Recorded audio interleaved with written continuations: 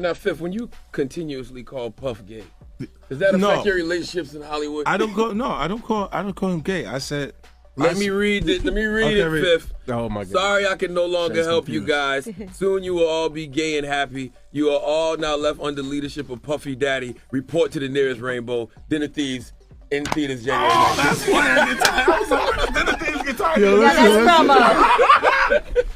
He said gay and happy. No. I'm just saying to you, look. Yo, St. Jackson like, that's why I get invited to Puff Party. And then 50 Cent looked the judge straight in the eye and said, "You're not ready for what I'm about to tell you." That's when the entire courtroom fell silent. Because what he said next shattered everything we thought we knew about Diddy.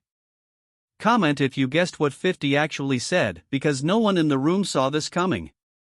I've been following Diddy's case since day one. But this? This felt different. This wasn't just another celebrity name drop, or an ex-associate throwing shade for clout. This was 50 Cent, a man who's survived 9 bullets, crushed music rivals, and built empires. And he walked into court like he'd been waiting his whole life for this moment. But here's the twist, he wasn't just there to testify. He came with evidence. Photos. A USB drive. And one sentence that made the judge raise an eyebrow: "What I'm holding connects everything." The raids, the missing tapes, the hidden mansion basement.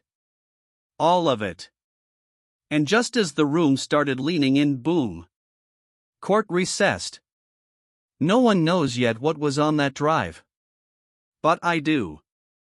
And if you stick around, I'll tell you. Comment if you think the FBI already knew what was on it. Let's rewind. Back to when the world first cracked open the Diddy case. Multiple civil lawsuits. Federal raids on both coasts.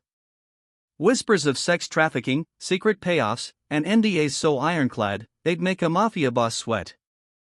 But through it all, 50 Cent had been surprisingly quiet. Dropping cryptic posts. Leaning on sarcasm. Poking fun at Diddy without ever really saying what he knew. That's why I don't be going to them puffy parties. They can hug you from the front and the back at the same time. What you talking about? Until now. Because apparently 50 had been documenting everything. Not for revenge. Not for clout. But because he once believed he was next. If you ever thought 50 was just trolling, comment eyes below. Let me tell you what changed. Reports suggest said 50 got a direct call from one of Diddy's ex-bodyguards. A guy who had disappeared from the scene years ago. And when they finally met, the first thing that man said was, "You were right. About all of it." And now, they're turning on each other. That call wasn't just a tip. It was a trigger. Because what followed next was a cascade of confessions. Former Bad Boy staff. Event organizers. Even a housemaid. And all of them had one thing in common: they'd seen things. Heard things. And buried them because they were terrified. But now, the dam had broken. And 50? He was ready to name names. If you think more artists are going to flip, drop a fire in the comments. Okay. Let's get back to that USB drive. According to a leaked summary from court records, here's what's rumored to be inside. Audio recordings from inside Diddy's LA mansion, nights where screams were heard and music was suddenly shut off. A full financial map tracing hush money from Diddy's shell companies to overseas accounts linked to certain unnamed celebrities. And the most damning piece? A video timestamped back in 2016. A party night. Celebrities in masks. And in the background, a woman. Running. Crying. Half-dressed. Followed by 2 men. One of them? Allegedly Diddy. Now this part hasn't been shown in court yet. But if that clip is real, it's not just Diddy who's going down. It's everyone who helped hide it. Everyone who stayed quiet. And maybe, even the people we thought were innocent. If you believe that clip will never be released to the public, comment locked forever. Now here's the part no one's talking about. 50 Cent didn't just testify because he had info. He testified because he was part of it once. Back in the early 2000s, he and Diddy weren't exactly enemies. They threw parties together. Get your hand out my pocket, man. Get your hand out my pocket. I see what you're doing. I see what you're doing on the channel. Get your hand out my pocket, man. Look at me when I'm talking to you. I see, yo. I see what you're doing. I see what you're doing, man.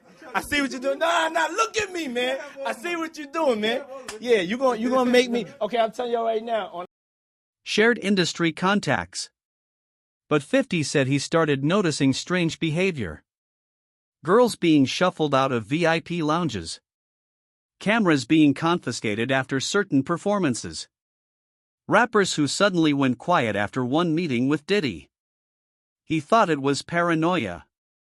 Until one night, a woman approached him backstage. She whispered, "You don't know what he's doing, do you?" Then vanished. Comment if you believe there were more people who tried to warn 50. Since the day he testified, 50's received 2 cease and desist letters. His studio was followed.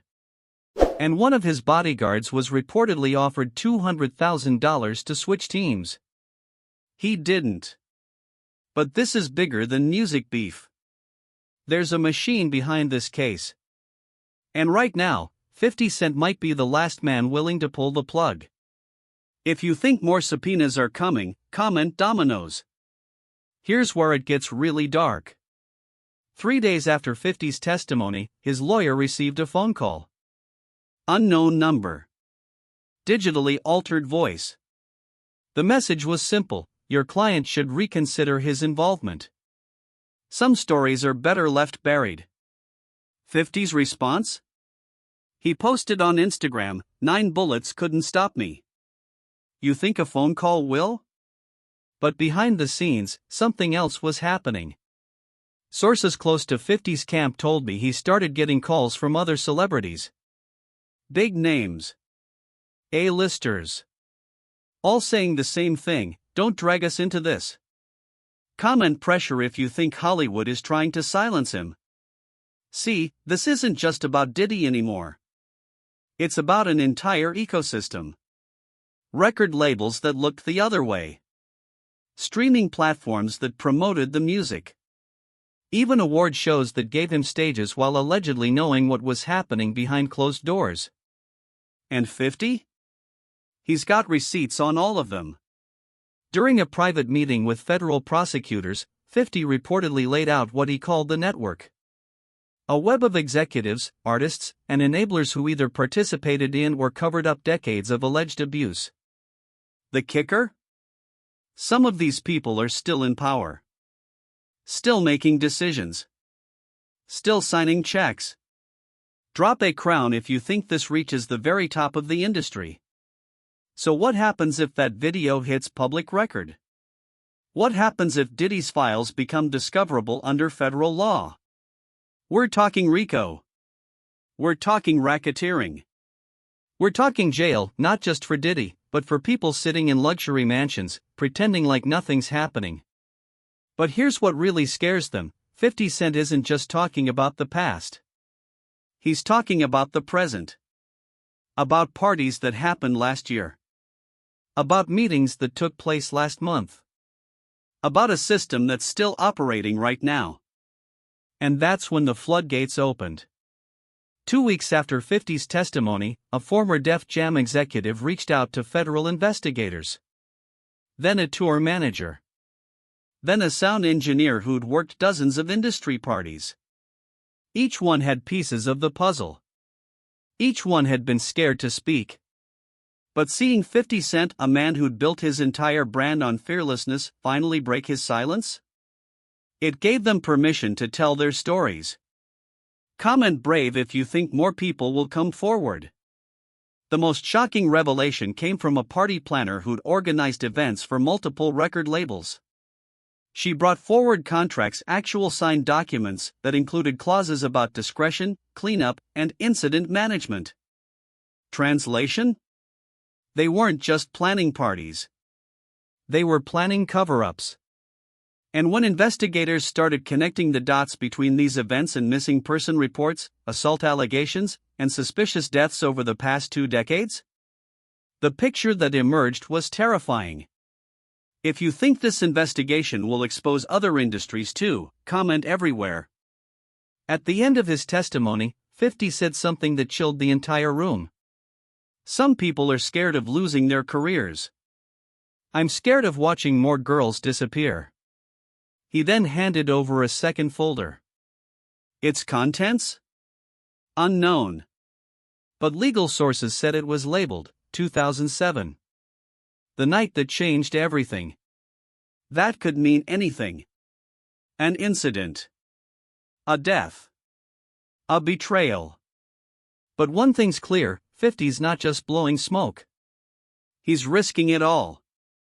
And he's got nothing to lose. Comment if you think that folder holds the key to everything. So now the question isn't just, what did Diddy do? It's, how many people helped him hide it? How long has this network been operating? And most of all, who's next? Because if 50 Cent keeps talking, we might see the biggest collapse in music industry history. Not one man, but a whole system. This is just the beginning. And if that next court date drops what we think it might, the internet's going to explode. Make sure you're here when it happens. Backhand index pointing right. Subscribe now so you don't miss the next upload. Speech balloon, drop a comment. Who do you think the next surprise witness will be? Because this courtroom? It's not done revealing secrets yet. This video is for entertainment and commentary purposes only. All individuals are presumed innocent until proven guilty. We do not claim to know the truth, only to examine public reports, allegations, and trending updates from a critical angle. Stay updated. Stay alert. And don't forget, some stories aren't just scandals. They're warnings.